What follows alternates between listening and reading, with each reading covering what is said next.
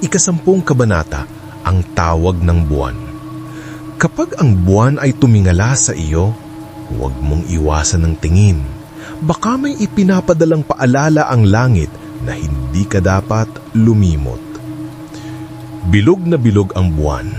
Walang ulap, walang ingay. Sa isang gabi ng Agosto, habang ang karamihan ay mahimbing na natutulog, gising si Araw. Hindi dahil sa kaba, hindi rin dahil sa takot. Gising siya dahil may nararamdaman siyang panawagan, hindi mula sa paligid, kundi mula sa loob. Hawak niya ang kwintas ng kanyang ama habang nakaupo sa bubong ng bahay. Tinitignan niya ang buwan, pero sa isip niya, balik siya sa gubat. Parang may pumipintig sa hangin. Parang ang liwanag ng buwan ay tumutukop sa kanya, nagiging daan pabalik. Kinabukasan, dumiretso siya kay Lola Tersang. "Lola, bakit parang di pa rin tapos?" Tumingin lang ang matanda sa kanya, tila alam na agad ang ibig sabihin ng kanyang tanong. Dahil ang mga kwento, hindi sila basta nagtatapos. Ang tanong lang, ikaw ba ang susunod na magsusulat?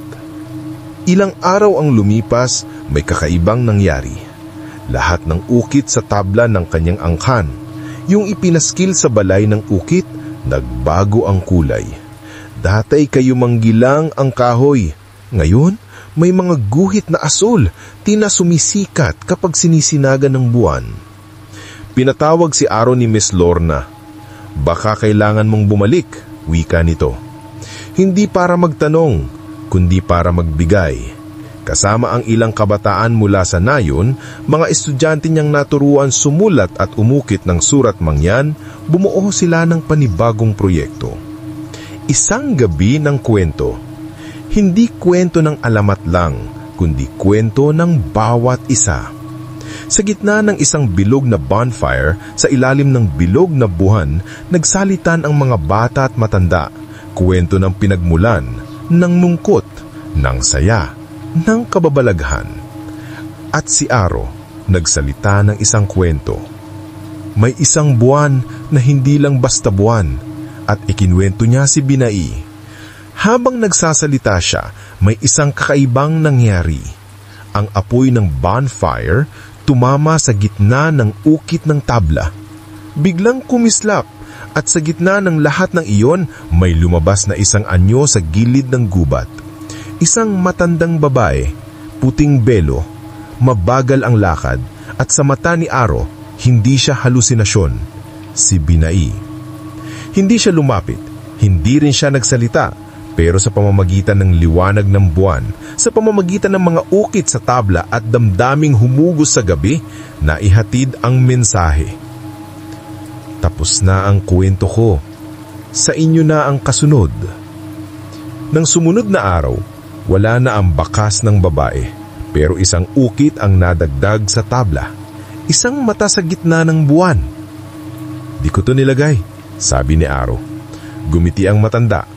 "Ibig sabihin, tinanggap ka na, hindi na bilang bisita, kundi bilang tagapagzalaysay." Ngayon, tuwing bilog ang buwan, may nakasabit na lantern sa balay ng ukit. Tuwing may gustong magsalita, iikot ang tabla. Tuwing may batang mangangarap, may lilitaw na guhit na hindi nila alam kung sino ang gumawa. Pero si Aro, alam niya. Ang mga kwento ay hindi na niya. Ang mga kwento ay ng lahat ng handang makinig. Kung naramdaman mong parang may bahagi ka sa kwento, ishare mo ito sa kaibigan mong dapat makinig ng tinig ng kanyang pinagmulan. I-like ang video at i-comment kung kailan mo huling tinignan ang buwan at anong kwento ang bumulong sa iyo. Abangan ang ika-11 kabanata sa Guhit ng Hangin.